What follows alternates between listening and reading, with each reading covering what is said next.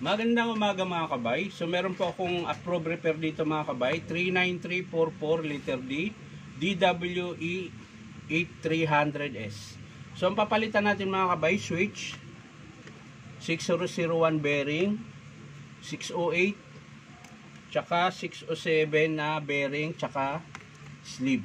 Ayan. So 1, 2, 3, 4, 5, limang parts yung papalitan natin dito sa grinder na 8300S yung model. So tara mga kabay, samahan nyo ako.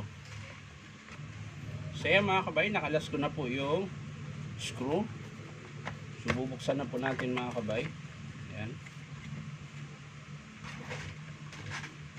So syempre tanggalin muna natin yung carbon. Ayan. Kabilaan. Para mahugot natin yung armature. Ayan. So ito yung papalitan natin mga kabay.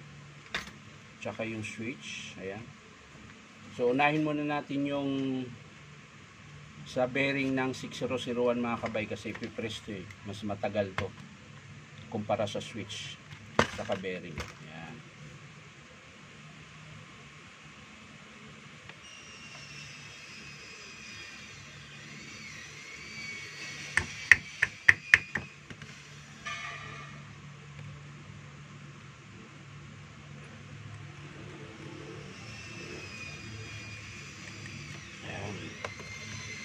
Siyempre kailangan natin ng circlip remover sa albero. Ayun.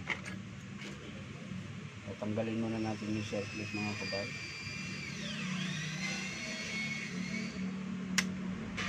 Bago natin makalas yung bearing.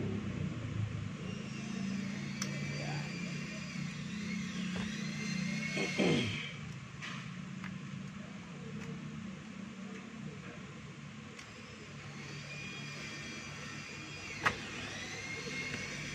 Tapos, pipress ko muna mga kabay.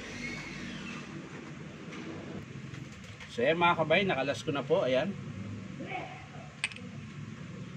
So, yun po yung bearing na papalitan natin. Ayan. So, tatanggalin din natin sa baliktad naman to.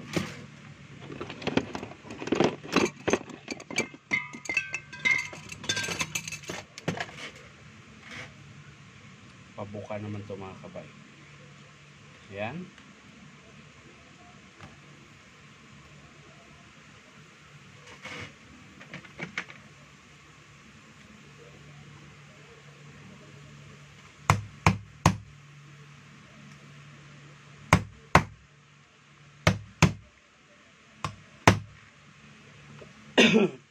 So yan mga kabay, natanggal na natin yung lumang bearing. So papalitan na natin ng bago. Pero syempre balik natin yung kanyang washer. Ayan. Bigyan muna natin ng pampadulas.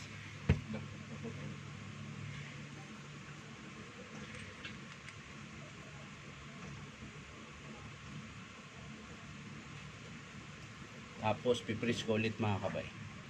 So yan mga kabay, nakabit ko na po yung bearing tsaka spindle, na-press ko na po. Susunod nating ikabit mga kabay yung switch.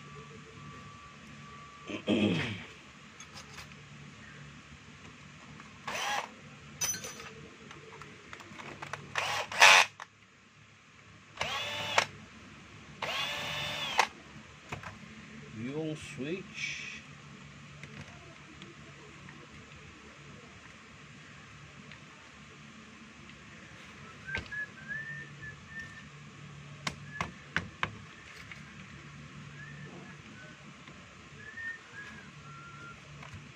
Tanggalin muna natin yung wire ng field coil mga kabay. Ayan.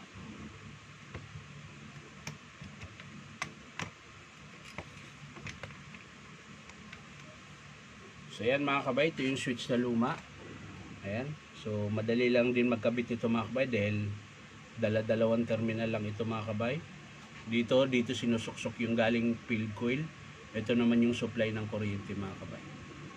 So ang on-off niya mga kabay dito. Ayan. So ito yung bagong switch mga kabay, yun yung kakabit natin. So yan mga kabay, nakabit ko na po yung switch. Ayan. Hindi ko na po pinakita dahil matagal. So yung bearing nakabit ko na rin. Ang hindi ko pa nakabit mga kabay yung 608. Ayan. So kakalasin ko muna mga kabay.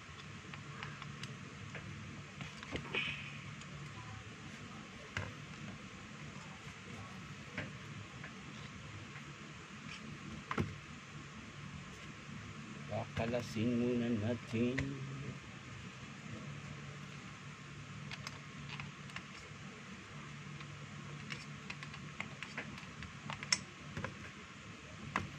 Matagal.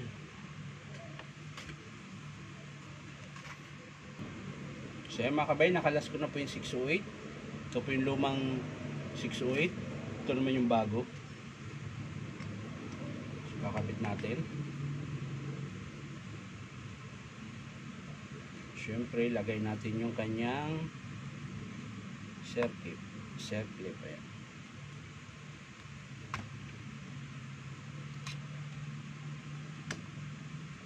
So yan mga kabay, nalagay na natin. So babalik natin yung armature, yung pinion muna mga kabay mauna dahil mahaba. Yan, tapos yung kanyang nut.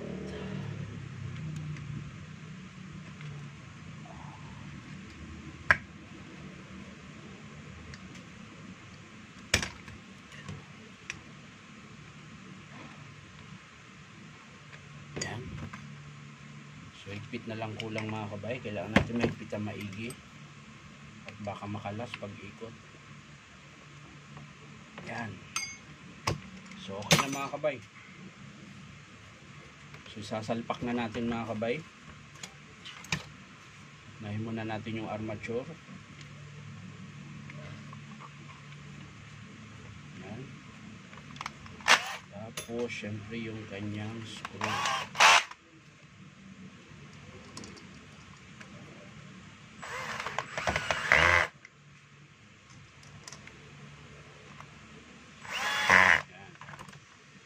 Screw. So yan mga kabay, nakabit ko na. So isasara na natin. Ayan. Isasara na po natin mga kabay. At ito ay tapos na.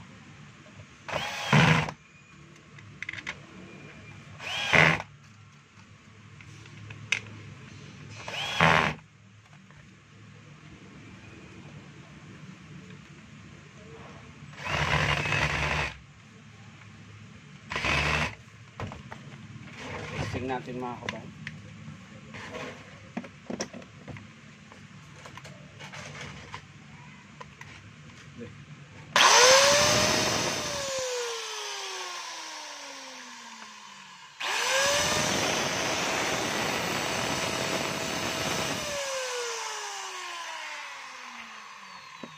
So wala na po yung ingay niya mga kabay dahil lang po yung sa bearing.